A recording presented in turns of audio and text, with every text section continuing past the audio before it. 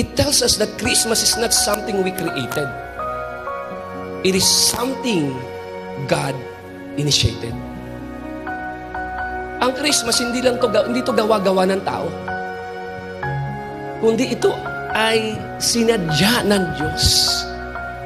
Kasi ang pinagtatalunan, ang Christmas ba ay December 25? Wala naman tayo sa date eh. Tama ba? Ang sineselebrate natin, yung John 1:14. The Word became flesh. The Word became flesh.